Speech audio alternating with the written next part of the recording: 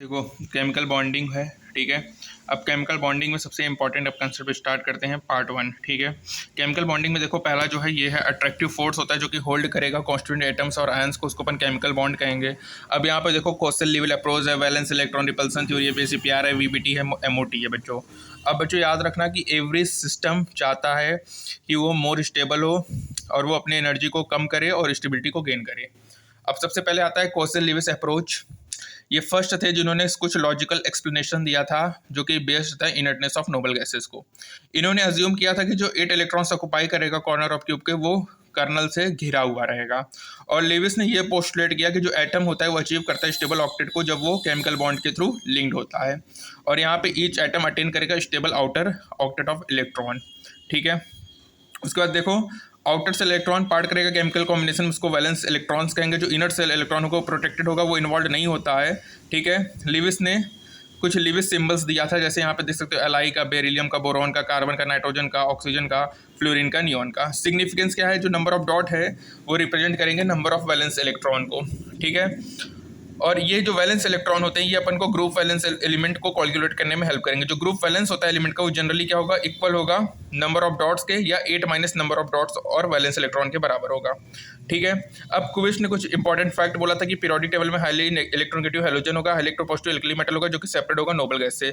जो फॉर्मेशन होगा negative ion का फ्रॉम हेलोजन एटम और पॉजिटिव आयन का एल्कली मेटल वो एसोसिएटेड होगा गेन और लॉस ऑफ इलेक्ट्रॉन से। ठीक है, जो नेगेटिव एंड पॉजिटिव आयन होगा वो फॉर्म्ड होगा और अटेन करेगा stable noble gas electronic configuration. जो नोबल गैस होगा with the exception of helium duplet होगा और स्टेबल इलेक्ट्रॉन और आउटर सेल कॉन्फिगरेशन होगा। जो नेगेटिव एंड पॉजिटिव आयन होगा वो स्टेबलाइज्ड होगा इलेक्ट्रोस्टैटिक अट्रैक्शन से।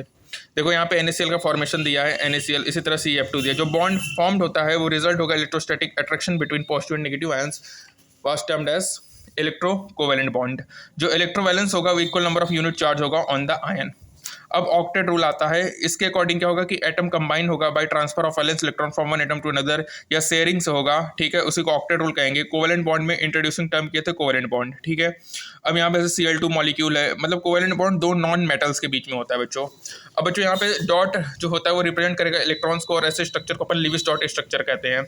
अब कुछ इंपॉर्टेंट पॉइंट है कि जो ईच बॉन्ड होता है वो रिजल्ट होता है sharing of electron pair between the atom और ईच कंबाइनिंग एटम कॉन्ट्रीब्यूट करेगा, उसमें एटलीस्ट एक इलेक्ट्रॉन कॉन्ट्रीब्यूट करेगा। जो कंबाइनिंग एटम होगा उसमें आउटर सेल नोबल कॉन्फिगरेशन क्या होगा, शेयरिंग ऑफ इलेक्ट्रॉन्स होगा। Water and carbon tetrachloride molecules में जो फॉर्मेशन ऑफ कोवेलेंट बॉन्ड है वो अपन को यहाँ देखो दिखाया गया है, H2O और ये CCl4 का स्ट्रक्चर दिखाया गया बच्चों। जब दो एटम शेयर होता है बच्चों वन इलेक्ट्रॉन से, उसको सिंगल कोवेलेंट बॉन्ड कहेंगे।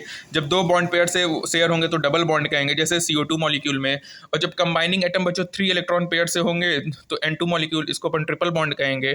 ठीक है, अब लिविस रिप्रेजेंटेशन है सिंपल मॉलिक्यूल का। जो लिविस डॉट स्ट्रक्चर होता है बच्चों वो अपन को बॉन्डिंग बताता है मॉलिक्यूल्स में और ions in terms of shared pair of electrons and the octet rule. अब बच्चों यहाँ फॉलोइंग स्टेप है कि जो total number of electrons required होता है writing the structure of adding of valence electron the combining atom. जैसे CH4 मॉलिक्यूल की बात करें तो यहाँ पे 8 वैलेंस इलेक्ट्रॉन होंगे, 4 कार्बन होंगे, 4 हाइड्रोजन से। जो एनायन के लिए ईच नेगेटिव चार्ज मीन मतलब एडिशन ऑफ 1 इलेक्ट्रॉन होगा। कैटायन में ईच पॉजिटिव चार्ज का मतलब होगा subtraction of 1 electron from the total number of valence electron. जैसे CO3 2 माइनस में जो यहाँ पे जो 2 नेगेटिव चार्ज आ रहा है बच्चों, ये बता रहा है कि यहाँ पे 2 एडिशनल इलेक्ट्रॉन है। ठीक है, जो कि न्यूट्रल एटम को प्रोवाइड किया जा रहा है। NH4 प्लस में बच्चों एक पॉजिटिव चार्ज, ये बता रहा है कि 1 इलेक्ट्रॉन का लॉस हो गया है ग्रुप ऑफ न्यूट्रल एटम से।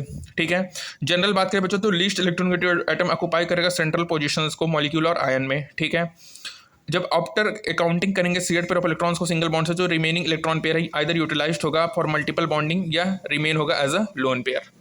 ठीक है, अब बात करेंगे फॉर्मल चार्ज के बारे में। इससे पहले हमारा पहला पार्ट कंप्लीट हुआ। Thank you.